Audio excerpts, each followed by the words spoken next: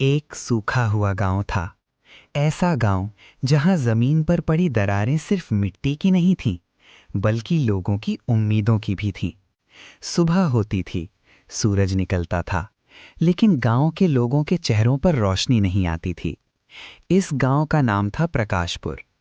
इसी गांव में रहता था एक लड़का, दीपक। नाम दीपक था, लेकिन उसकी जिंदगी में खुद अंधेरा बहुत था। दीपक का घर मिट्टी का था। छत से कभी कभी मिट्टी झर जाती थी।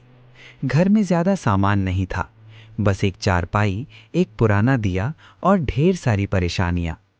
दीपक के पिता एक किसान थे, मेहनती, लेकिन अब बीमार। उनकी आंखों में दर्द था और शरीर में अब पहले जैसी ताकत नहीं बची थी। हर सुबह दीपक अपने पिता के साथ खेत जाता था। खेत देखकर दिल बैठ जाता था। सूखी मिट्टी, जल चुके पौधे और हवा में उड़ती धूल। एक दिन पिता ने भारी आवाज में कहा, बेटा, अब लगता है भगवान ने भी मुंह फेर लिया है। इस बार फसल नहीं होगी। दीपक ने कुछ नहीं कहा। वो नीचे बैठ गया, मिट्टी को हाथ में उठाया और चुपचाप उसे देखता रहा। उस मिट्टी में उसे अपनी माँ दिखी, अपने पिता दिखे और अपना बचपन दिखा।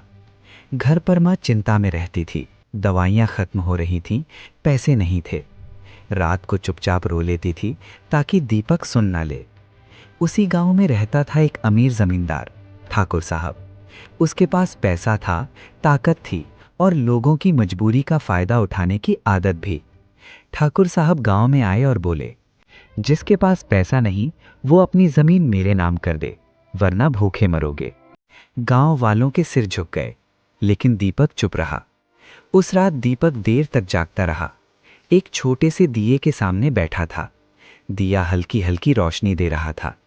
दीपक ने खुद से कहा, अगर ये दिया अंधेरे में जल सकता है तो क्या इंसान नहीं? अचानक उसे पुराने अखबार का एक टुकड़ा मिला। उसमें लिखा था, बारिश के पानी को बचाकर खेती कैसे की जाए। दीपक की आंखों में चमक आ गई। उसे पहली बार लगा, शायद रास्ता मिल गया है। अगले दिन दीपक ने गांव वालों को बुलाया। उसने सबको समझाया, अगर हम बारिश का पानी रोक लें, तालाब बना लें, तो खेत फिर से हरे हो सकते हैं। कुछ लोग हंसे, कुछ ने मजाक उड़ाया, लेकिन दीपक रुका नहीं। अगली सुबह जब पूरा गांव सो रहा था, दीपक अकेला खेत में था।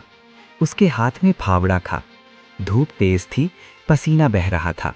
हाथ छिल गए थे, लेकिन वो रुक नहीं रहा था। धीरे धीरे एक आदमी आया, फिर दूसरा, फिर तीसरा, और एक दिन पूरा गांव एक साथ मिट्टी खोद रहा था।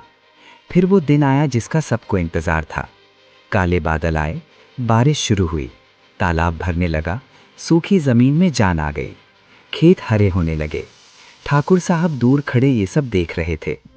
आज उनकी ताकत खत्म हो चुकी थी। सरकारी अफसर आए। उन्होंने दीपक को सम्मान दिया। पिता की आंखों से आंसू बह रहे थे।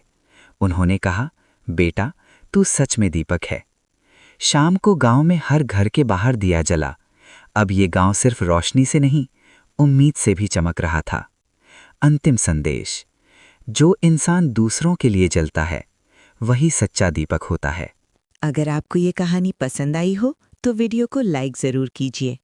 ऐसी ही भावनात्मक और प्रेरणादायक कहानियों के लिए हमारे चैनल को सब्सक्राइब कीजिए और नीचे कमेंट करके बताइए कि इस कहानी से आपको क्या सीख मिली।